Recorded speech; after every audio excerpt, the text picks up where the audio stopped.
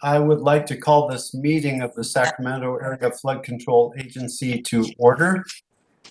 And this is our May 2021 meeting. Madam Clerk, can you please call the roll to establish quorum?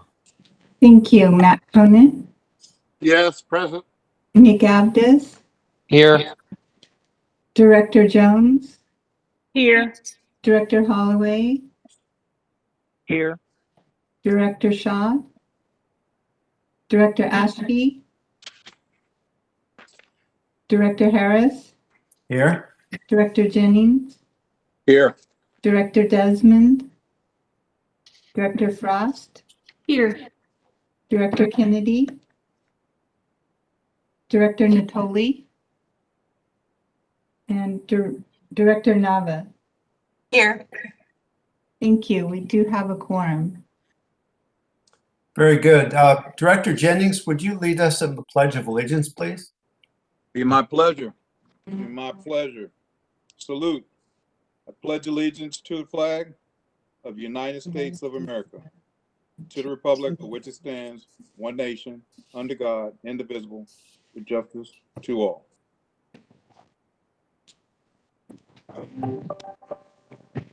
And Lindy, do you have announcements? Good afternoon, ladies and gentlemen. I'd like to let you know that this meeting is being recorded and it will be re-aired on Metro Cable Channel 14 on Saturday, May 22nd at 2 p.m. And you can also view the meetings on Metro Cable 14's YouTube channel. Just as a reminder, if you are not requesting to speak or speaking, please leave your phones on mute to help reduce the noise. Thank you. Thank you very much. That brings us to our first item. The Executive Director's report for May 20th. So good afternoon, everyone. Good afternoon. Thank you, Chair Harris. I'm going to stop my video because it's kicked me off twice now. So I hope I can get through this without losing connection again for some reason. I do want to talk a little bit, somewhat answer Matt's question from before the board meeting. A lot of activities going on at the federal level as far as fiscal year 2022 appropriations. Shoot, can you hear me? Yes. Yes.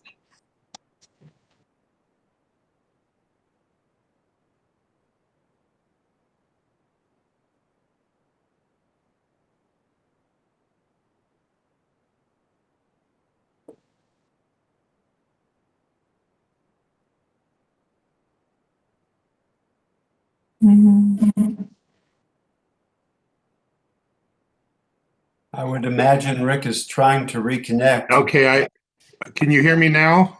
We've got you, Rick. Okay, I don't know what's going on. I keep kicking me out. Anyway, just real quickly on the appropriation side, on the federal side, earlier this month, the House of Representatives held a members appropriations hearing. Congresswoman Matsui submitted requests for 3 of our projects, fully requesting for Natomas full core capability, $179 million, $750,000 to start the comprehensive study on the Yolo bypass, and then $35 million for construction of the temperature shutters. Earlier this year, she had also sent the similar request to OMB, hoping to have it included in the president's proposed budget. Lindy, if you could go to the next slide, please.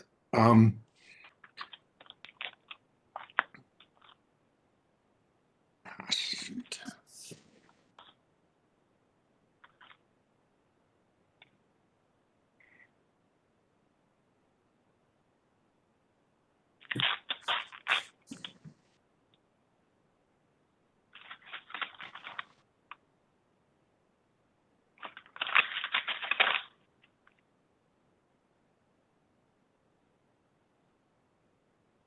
Okay. Am I still going, or are you giving up on me yet? We've got you. Okay. So I apologize. I don't know what's going on. Anyway, the president's proposed budget, he put out his big numbers in April, but we found out May 27th, he'll release the specific budget numbers. And so we're hoping that it will include the budget request that the Congresswoman made earlier this year. So we'll wait and see. So Lindy, if you go to the next slide real quick. In the meantime, Congress had started both the House and Senate. They call them different things. On the House side, their community project funding. And on the Senate side, I think they're congressional directed funding, but they're old versions of earmarks that are much more scaled down. Anyway, for the YOLO bypass, in case it's not in the president's proposed budget, we have submitted requests to Congresswoman Matsui, to Congressman Garamendi, and to our two senators. Congresswoman Matsui has indicated she is going to include it in her requests, but she's going to wait and do a formal request after the president's proposed budget. And then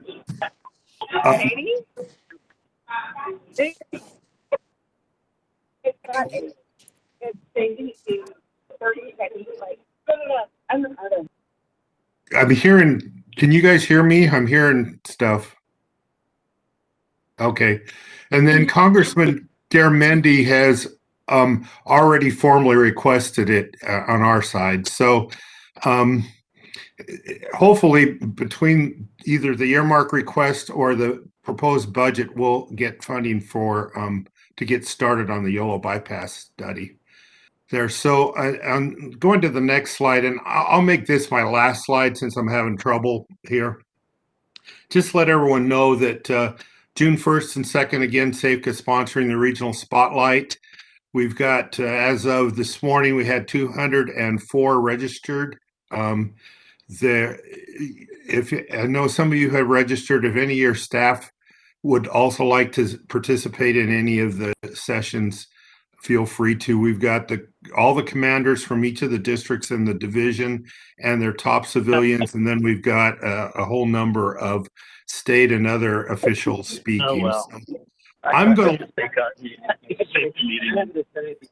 I'm getting all kinds of feedback, so I'm going to stop there just because my connection's so bad. See if there's any questions. Any questions from directors?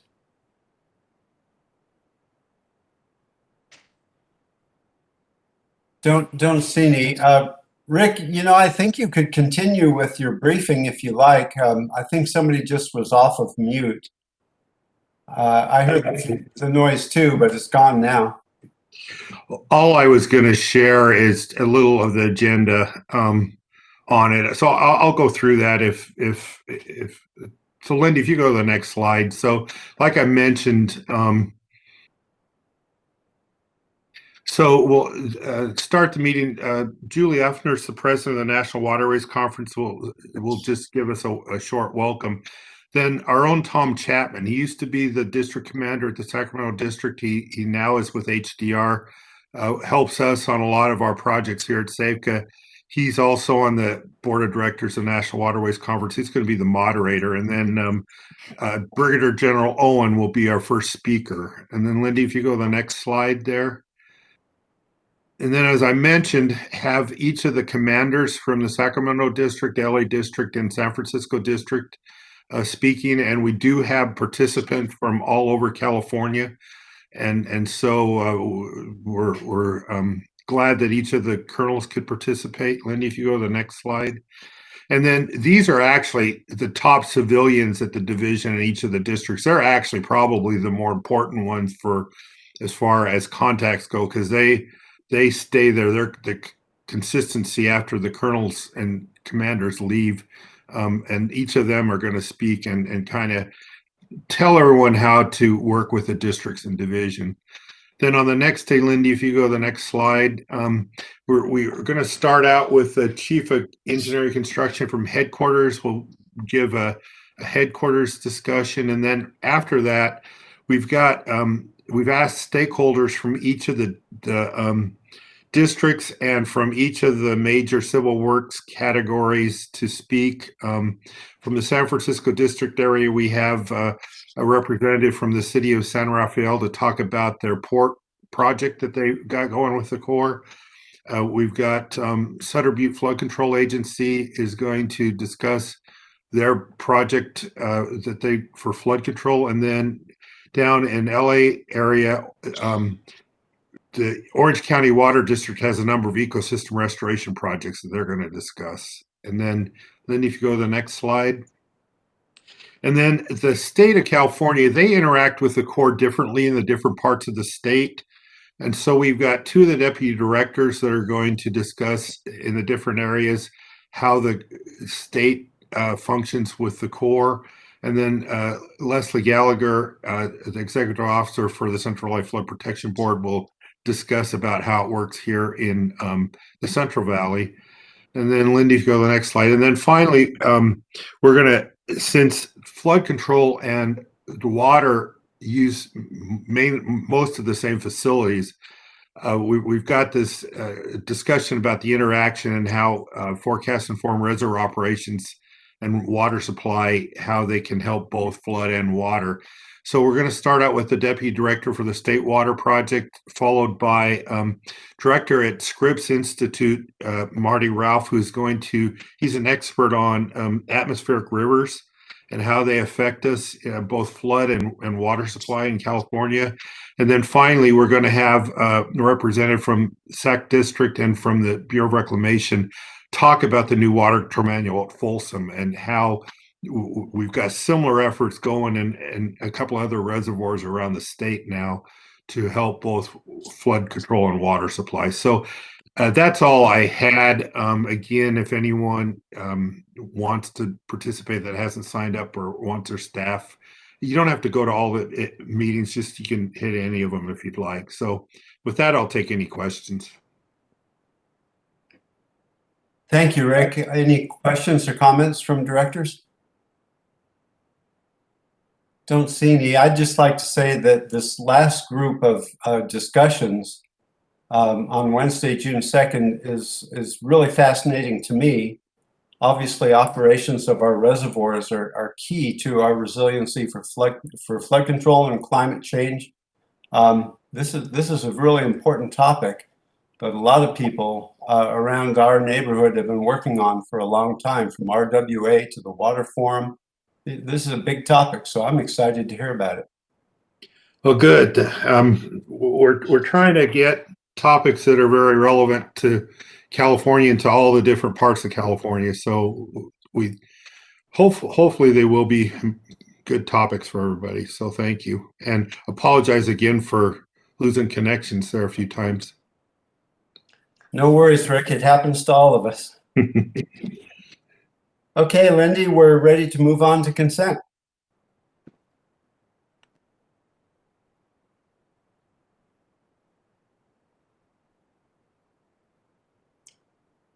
Have we lost our clerk? No, Lindy's on mute. I apologize, I was on mute. We have items, consent matters 2 through 9 are in order. Move to approve, Conant. We have a motion from Director Conant, I believe. Yes.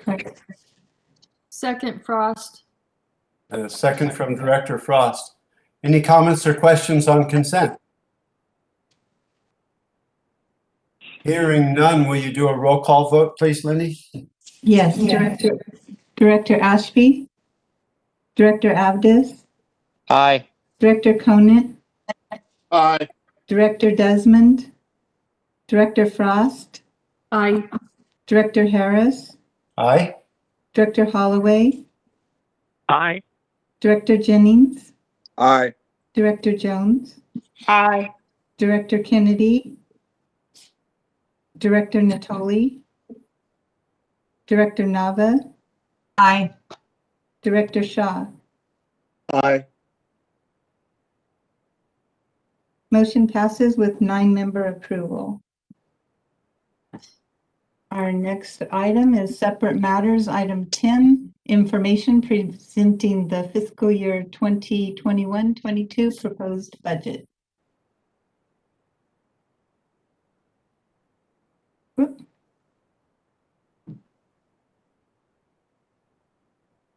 So just for the board members, this is an informational presentation, and this item will come back for approval of the board, I believe, in June.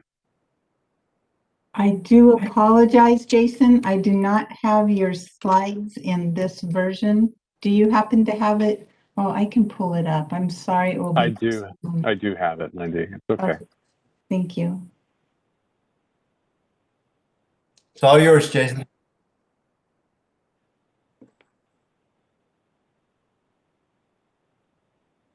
Okay, I just want to confirm everyone can see this first slide.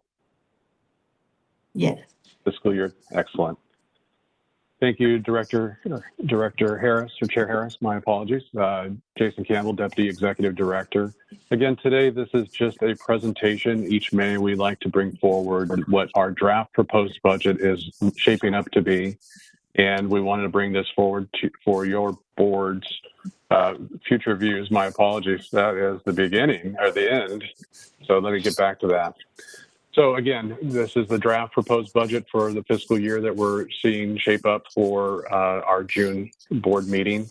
Again, today is just to give you a brief overview of what similarly was presented to the Finance Committee earlier in May. So as we begin the budget process, as we're trying to identify what the sources are going to be for our appropriations, and we like to take a look at our cash balances to begin. And as of April of this year, of course, we've identified that there is considerable cash balances in both the operating and the fiscal accounts for our operations.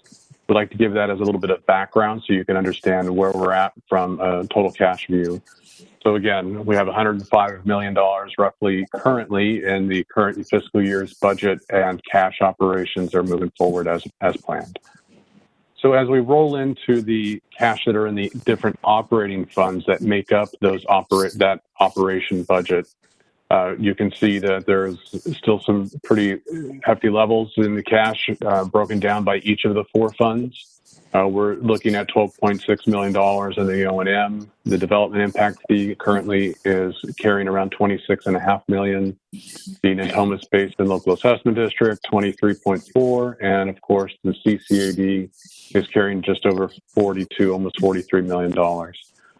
So those cash in the operating funds are where we will begin our estimates, and this, of course, is based on the April 30th last closing period for our accounting.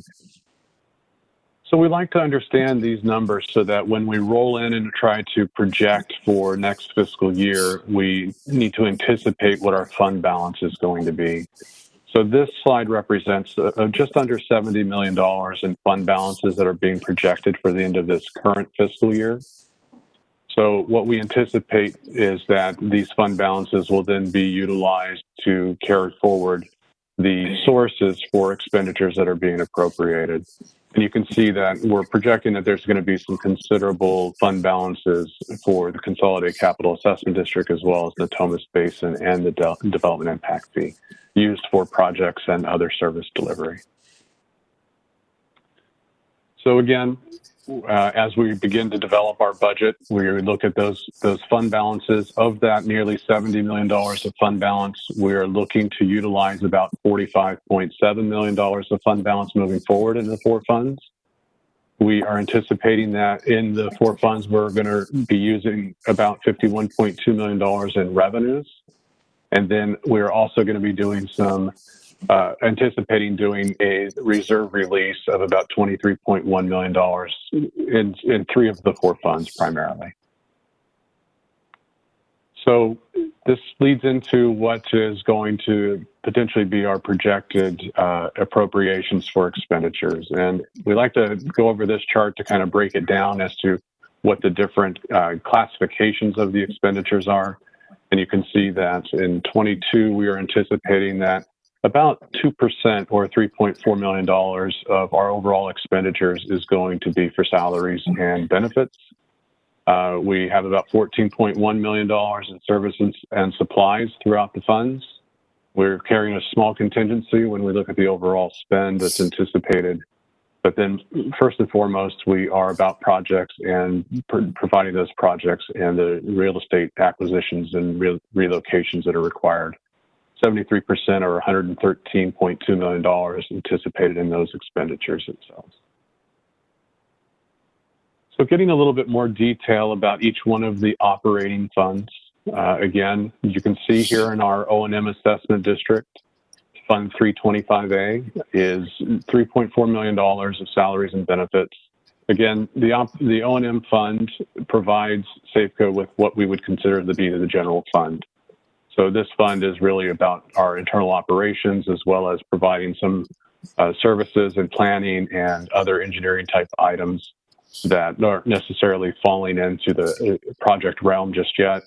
And then we also cover, and you can see in the services and supplies here, $5.3 million. We cover the main operational overhead components, such as leases and utilities and the normal, stationery and those types of things in this budget.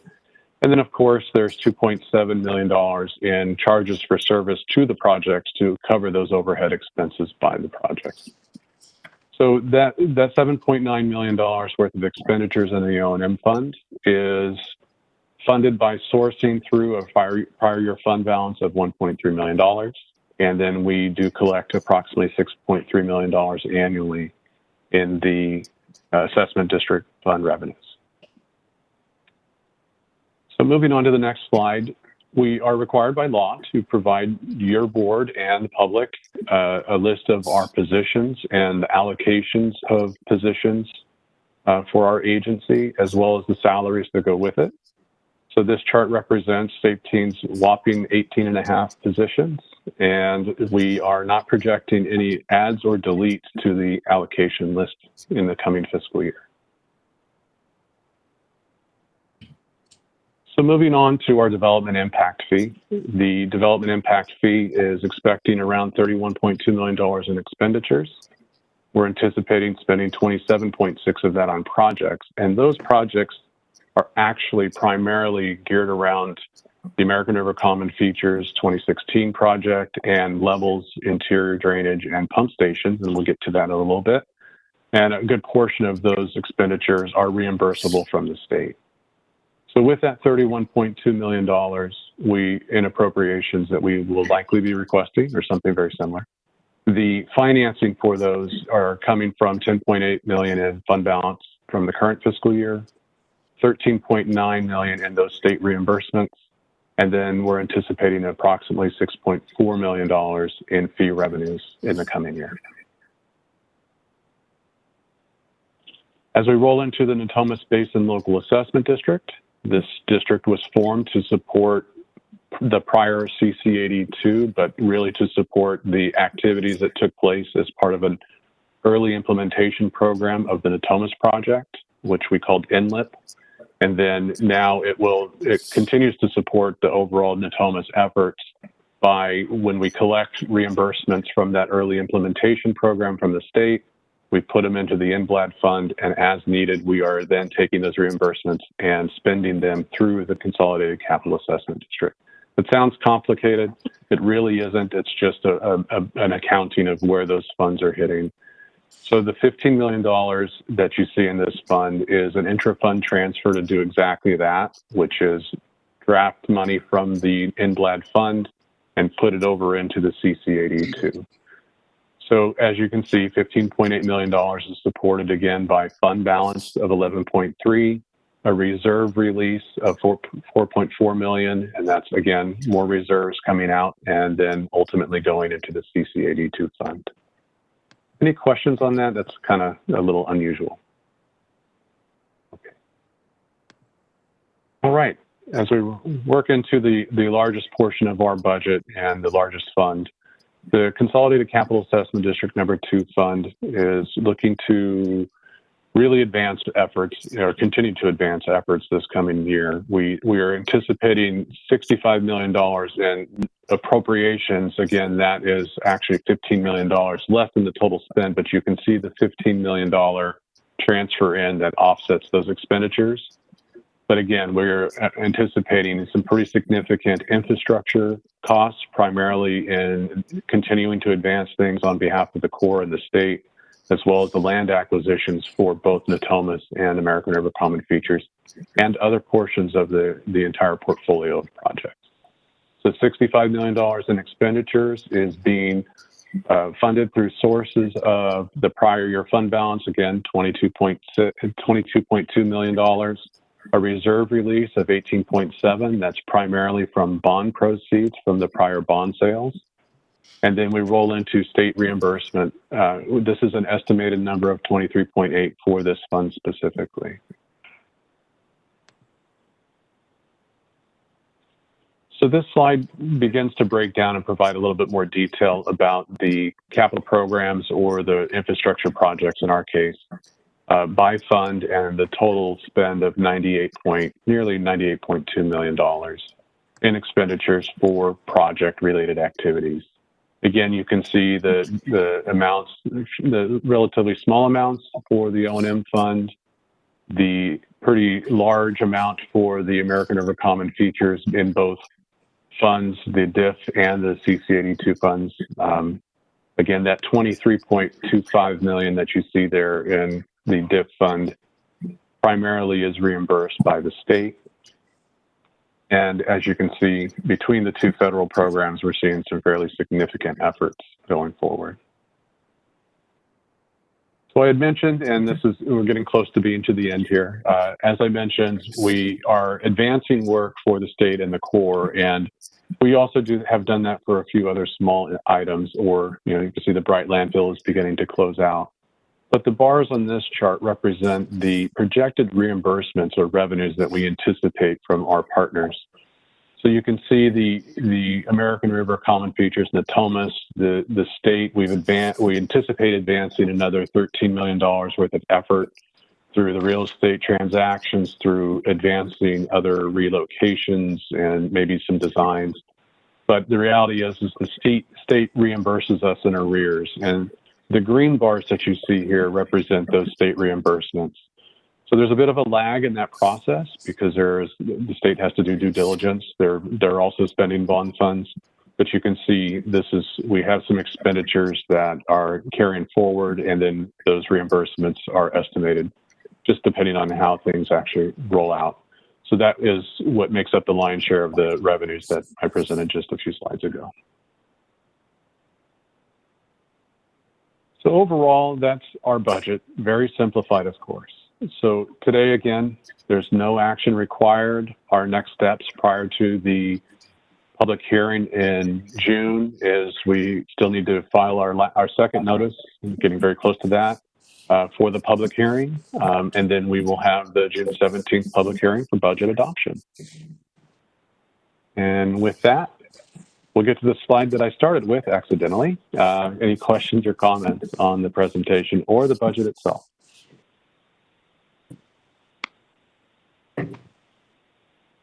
Anything from directors? Well, Jason, I think you answered everybody's questions. So Thank you very much.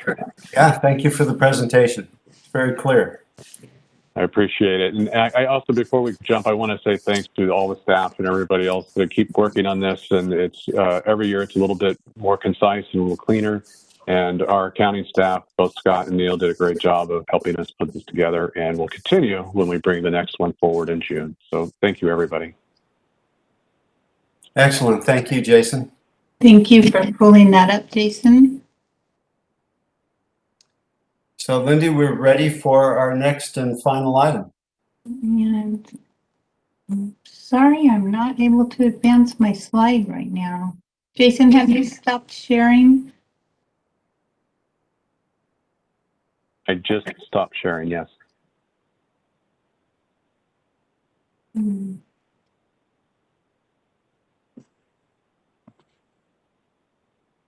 not sure why I can't.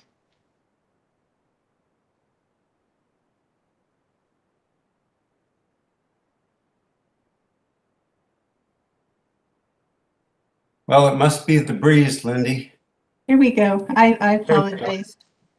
Separate matters, item 11, public hearing, resolutions of necessity, authorizing eminent domain actions to condemn real property interests for the Reach I component of Phase 4B of the American River Watershed Program, Natomas Levee Improvement Project.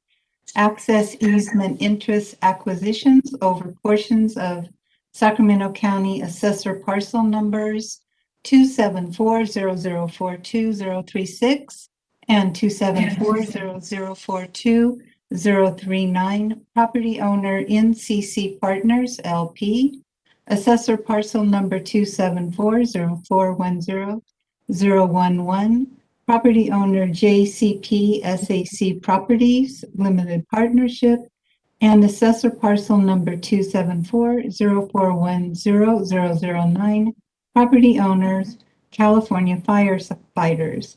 Pursuant to Section 1245.240 of the California Code of Civil Procedure, this item requires a 2/3 or 9-member approval vote to pass.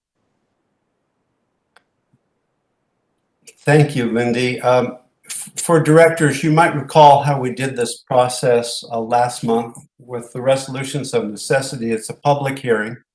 And the way we'll order it is to open the public hearing, have our staff presentation, solicit comments from the public, close the hearing, and then deliberate as the board of directors.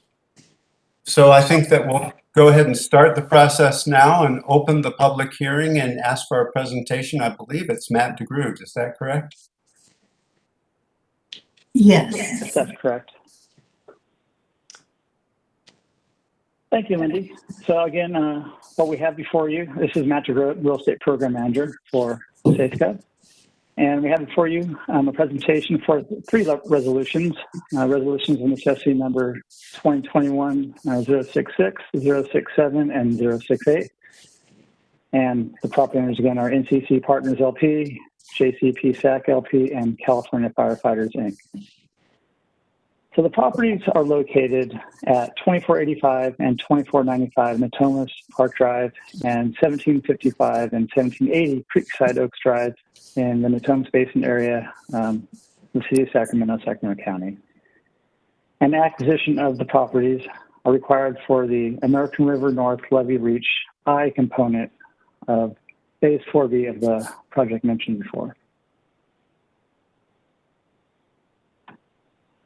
So here before you is attachment A, which is a map of the Natomas Levee Improvement Project reaches. Reach I is down at the bottom right corner of it. Okay, Lindy?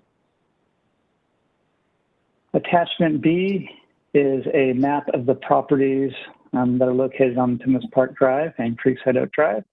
You can see how the arrows are pointing to each of the different properties, and these are commercial business park properties.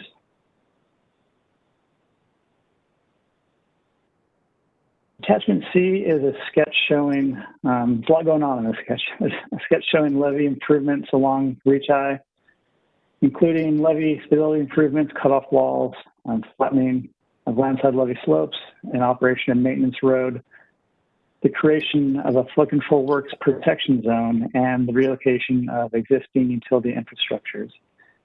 And as I mentioned, these properties in particular they're commercial business parks, and what we are going to be acquiring from them are access easements to get to the levee. So attachment D to each of the staff reports is a project description and necessity for the acquisition. Attachment D1 describes the environmental compliance documents supporting the project. Attachment D2 describes the environmental considerations involved in selecting the woodland and grassland mitigation sites for the project. And attachment D3 outlines some of the different things taken into consideration for the design of the project.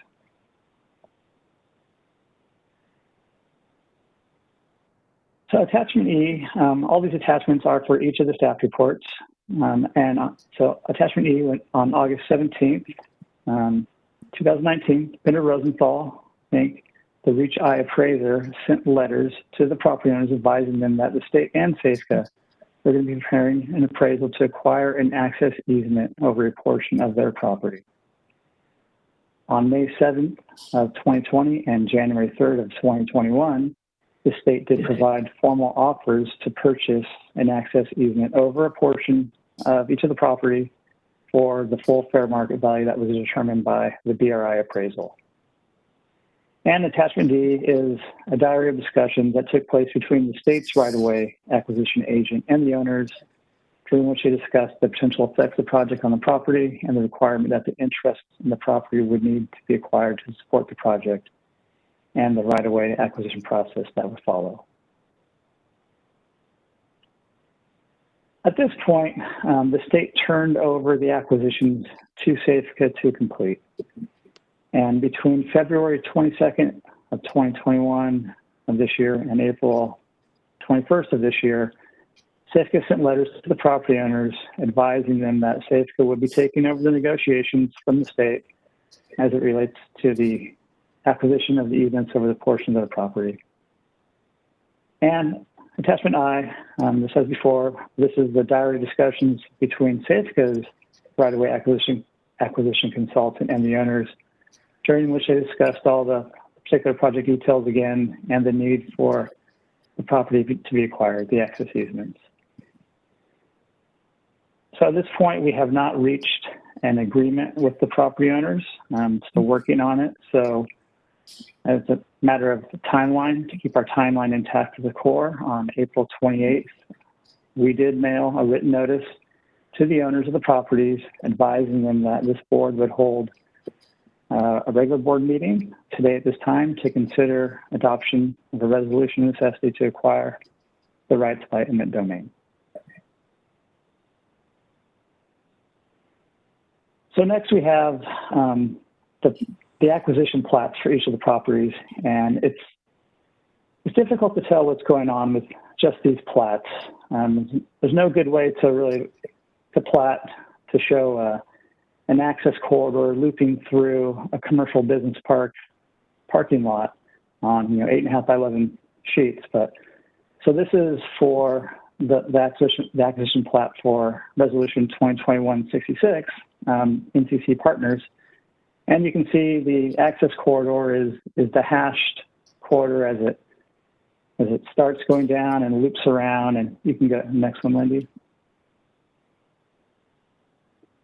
And then each of the, they continue off and on the sheets of paper, so it's hard to get a feel for it, but they continue through the parking lot and they connect to each other and it loops around and we end up at the levee. Okay, Lindy, you can do the next one. And that's the last one for this resolution. Okay, go ahead, Lindy. So again, and here is the plat of Resolution 2021-67. It's a smaller take. So this one's a little bit easier to see. It's not cross-hatched, but it is in bold and in each of the sheets. So it is an access corridor. Okay, Lindy, next one. And our final resolution, 2021-68, again, another access corridor as it loops through the commercial business park. So these two connect to each other onto the sheets.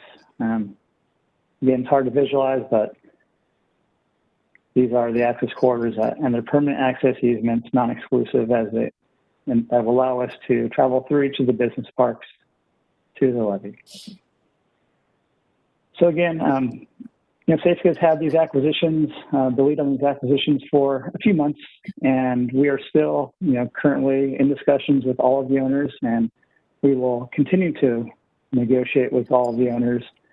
But we feel we need to take, these resolutions before you today in order to ensure our timeline to the core so we can certify the project for construction. And with that, I will take any questions. So before we do that, what I'd like to do is see if we have any public comments at all while we're still in the public hearing. Lindy, do we have any public comments?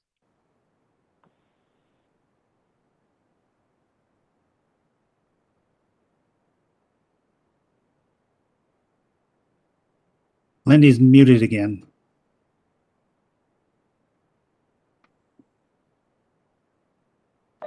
I'm so sorry. I was just checking my email and I do not have any recent comments or prior comments. And there's nobody on the phone, no written, no email comments to enter into the public hearing? Can anybody hear me by chance? Yes. Please My name is identify your. Ted Mez. Thank you. Yeah, and I'm new to this. Believe it or not, I've managed to go almost a year without having to do these types of Zoom or whatever they're called calls. So please bear with me. I am a partner with the NCC Partners, which is, I don't know what the resolution number was, but it was the first of the 3 projects that was being discussed. And Yes, go ahead. we met, okay, thank you. We met Steve Harris on the property, who was an engineer that was, I guess, our source of contact. We walked the property. We did respond with a detailed aerial map, et cetera, showing a different alternative that would, in our minds, allow you guys access to the levees on our property without crossing our parking lots. And Steve received this, and I was told that he put it forth, and I don't understand when you guys ask, are there any comments? In my mind, that was a comment that we provided. So when I heard that there's no comments, I'm scratching my head a little bit. So Matt, Did anybody- can you Go respond to Mr. Messner?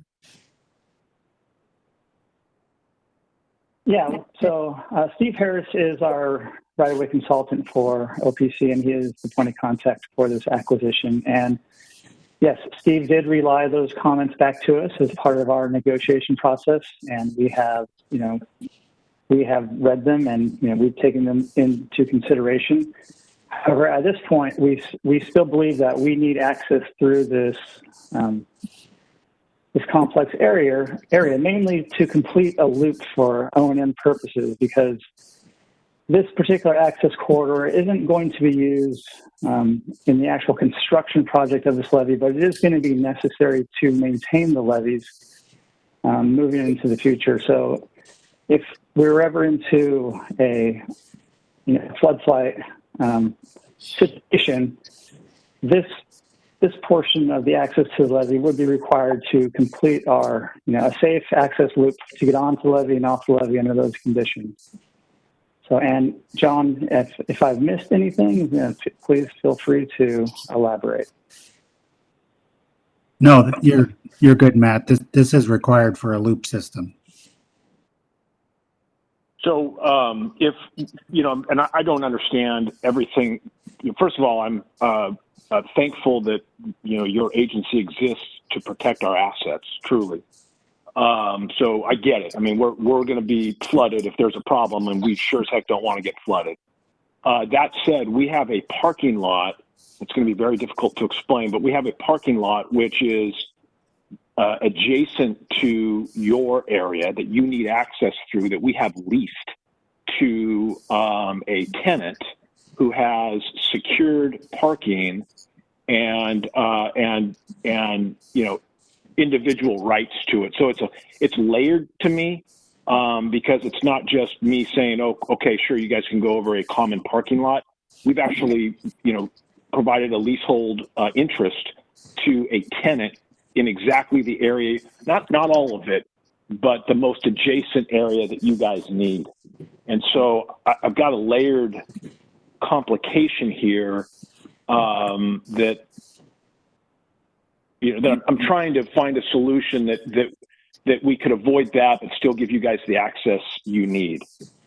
And from my perspective, I'm not an engineer. I don't understand these things, but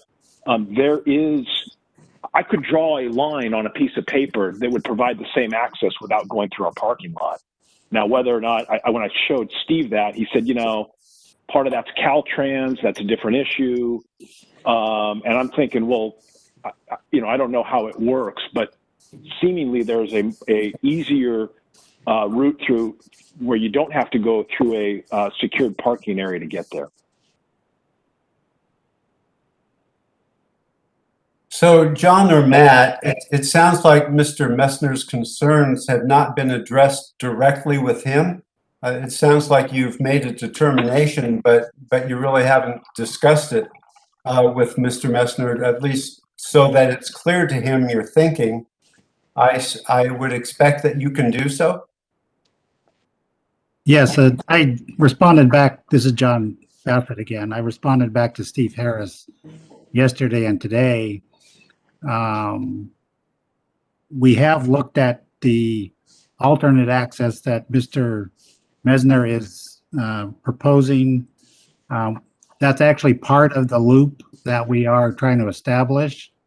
We come along the eastern side of the apartment complex at Natomas Park Drive, come south along the toe of the levee on safe property that Safeco has already acquired. We have a access corridor going through a city of Sacramento parcel, and then get out to continue the loop so we don't have to turn, large trucks around under a flood fight operation. We need to get out through the parking lot that Mr. Messner holds. So that's the leg, is we need to come in a loop system as opposed to come in that other route and then turn around, go back out the same way. So, Mr. Messner, I'm not sure if that's clear to you, but there are a couple of concerns here. One is maintenance of the levee. The other is, in the eventuality that there's actually a flood fight, there has to be a loop access, one way in and another way out, because turning around big trucks is not going to be possible in the constricted space and the access easements, and that is the rationale for the loop. Is that making sense to you? It makes perfect sense, and I don't want to come across as somebody that's just. I mean, I'm all for what you're doing. My complication is that to give you my timeline. I met with Steve Harris on the property 2 weeks ago today, and so I love it. I love it when things move fast, but this is moving very fast. But if I could show an area that would be an easier access, not through so I have a parking lot that's, I'm guessing 1,200 spaces. Of those 1,200 spaces, maybe 300 are assigned to a tenant. And I'm guessing at all this. But if I could work with somebody to provide the access, we didn't understand the loop thing 2 weeks ago when we were out there. We do understand it now. But if I could work with somebody to provide access that goes around the leased parking area, and maybe somebody will say it doesn't work, but I'd like to try, because it would, I think, for all of us involved, for you and for me, if it's possible, it would make life a lot easier instead of having a corporate America Wall Street company weighing in on this too. And that's what I'm trying to avoid. So understood, Mr. Messner. We appreciate your comments. I'd like to ask our counsel, Jeremy, is there any reason that we can't meet with Mr. Messner and see if his suggestion is plausible, and yet at the same time move forward with RON at this time? No, this is Jeremy Goldberg, Agency Counsel. There's nothing that prevents us to continue in our best efforts to negotiate a voluntary acquisition post-RON, and if it's in fact something that we continue actively trying to do. And so, John and Matt, I take it you are very willing to meet with Mr. Messner and listen to his ideas and explain what Safeco's concerns on and see if there is a solution there? This is John. Yes, we are willing to meet. If I could ask, John, you're familiar with this. Did you see the aerial that we provided that showed, our parking area, et cetera, that was protected? Did you see that? Yeah, we used to have consultants that were in your building, so I'm very familiar with your parking lot. Okay. Well, in the last week, we sent an aerial and an email, providing our concern to you guys, and we showed on an aerial. Anyway, we could, if you and I could meet, I think that we could either you would say, here's why it doesn't work, and then the procedure moves on, or perhaps you can go, gee, that's not a bad idea. Let me see if I can get it to work. Sure. Why don't you contact Steve Harris again with a couple of proposed dates, and we should be able to do Okay, it. you got it. Great. So, Mr. Mesner, we appreciate your input, and staff will certainly get with you to see if there is a better alternative or a reasonable alternative that might solve your concerns and our concerns. It sounds great. I appreciate you guys providing me the opportunity to share our ideas. Well, thank you for taking the time to come to the SAFCA meeting. We appreciate it. Okay, thank you guys. You bet. Lindy, do you think we have any other members of the public who have comments for the board? I am not aware of any, Chairman Harris. Okay, that being said, we've heard our public comment. I think what I'd do is close the public hearing, and board members, if you have any questions or comments, we can discuss those now and then entertain a motion. Mr. Chair, this is Nick Avdis. I have some comments.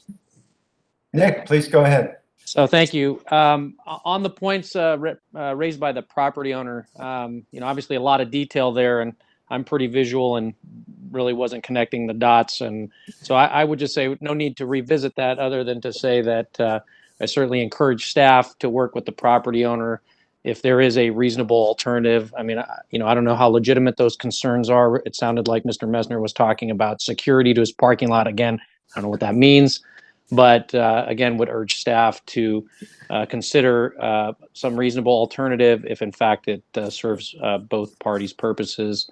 I also want to comment on the relatively short fuse as it related to communications with the property owner. Again, it seemed like they were moving a little short and not fast in terms of the communications back and forth. And I don't know who this Mr. Harris is, but it sounds like there was, I don't know if it was a lag or it was a go-between. But again, would urge staff to see in the future that more time is given to property owners to kind of vet out these issues, obviously before they get to us. So in any event, that's all I have to say, and I'm happy to move the item. Thank you, Director Avdis. Any other comments? Yes, this is Director Jones. Director Jones. I concur with Director Avdis's comments. I would like staff to, I see that there was a lot of environmental review done on this, and I haven't had a chance to review all of that, but I'd be curious to know if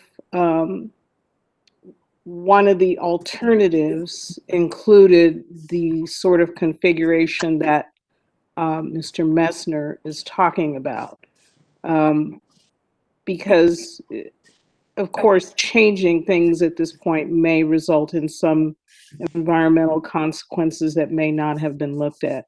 But also, I have a question for staff, because this is in my neighborhood. I'm trying to visualize this. What exactly is this access corridor going to look like when complete? Is it going to be landscaped? Is it paved? What will be the aesthetics involved? John, you want to take that one?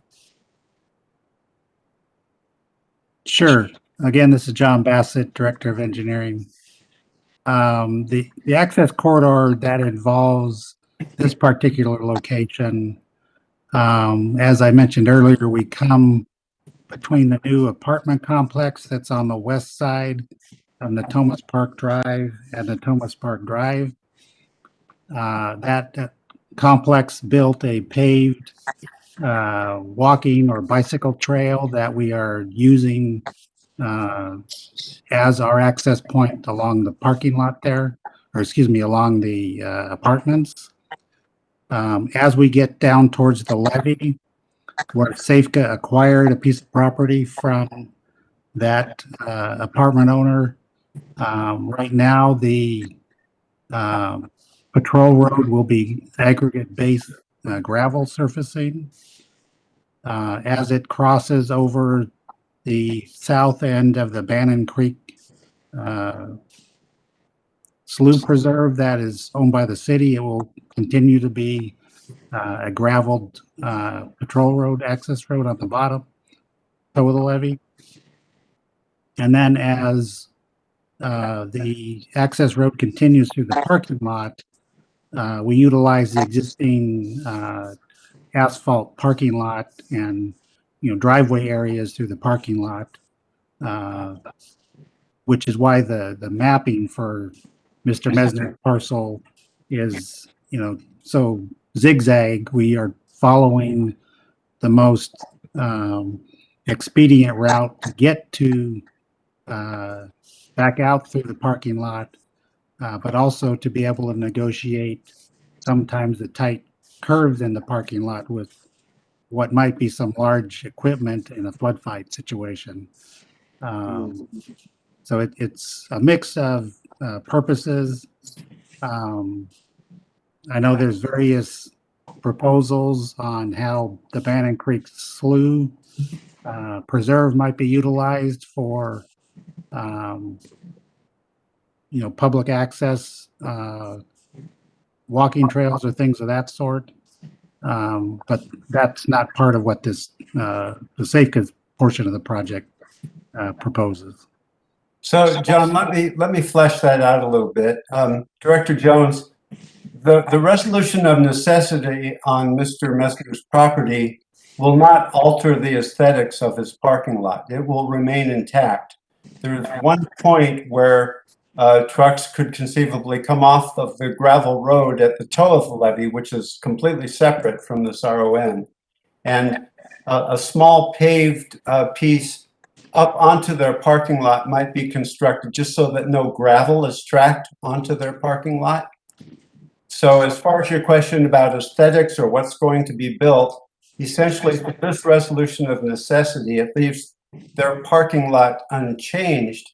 It just gives us an access easement to use it in times of necessity.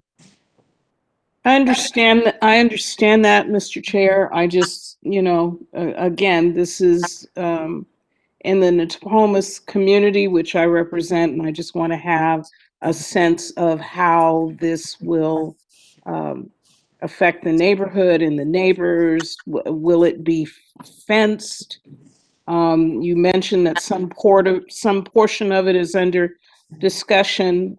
Staff mentioned that some portion of it is under discussion as a walking trail or something. I'm just trying to get a better sense of it because there's no visual. I haven't seen anything.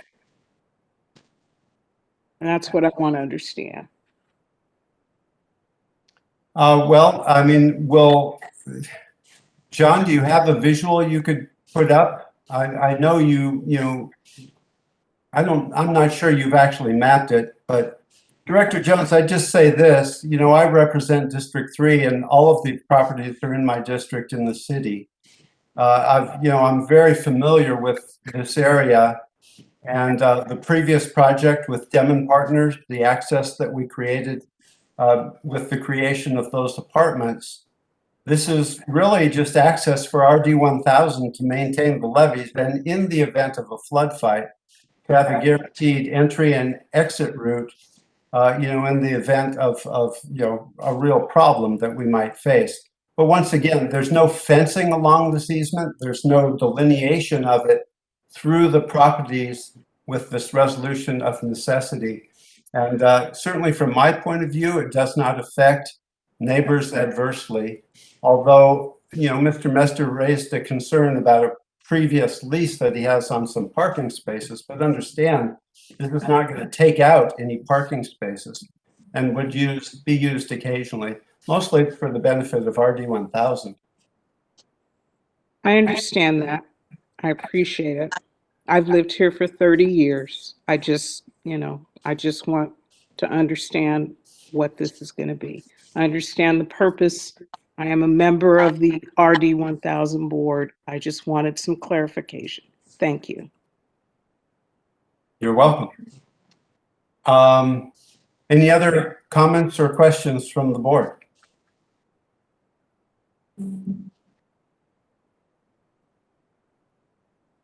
Hearing none, I would entertain a second to the motion by Director Actis. Conant, second. Thank you, Director Conant. You know, once again, I would just like to make a comment here. This resolution of necessity, it sounds very rushed, and Director Avdis brought this up. I'd like to point out that the state had actually been working on this acquisition for months prior to handing it off to Safeco. I think it's fair to say that due to the pandemic, the communications were difficult. It was hard to reach the property owners, and that involved a fair amount of time. But now, to meet the core guidelines for projects, we are in a bit of a time crunch here, and that's why the RON is brought on today's agenda. And there's certainly plenty of room, I think, moving forward, even with the passing of this RON, to address Mr. Messner's concerns. That is my comment, and that being said, if there are no other comments from directors, we can have a roll call vote. Hearing none, thank you. Director Ashby? Director Avdis? Aye. Director Conant? Aye. Director Desmond?